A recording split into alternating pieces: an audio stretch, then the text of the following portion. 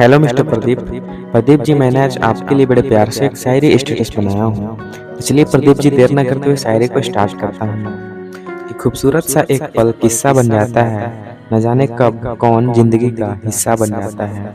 कि खूबसूरत सा एक पल किस्सा बन जाता है, न जाने कब कौन जिंदगी का हिस्सा बन जाता है।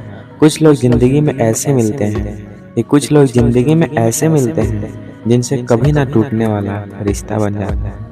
कभी ना टूटने वाला रिश्ता बन जाता है।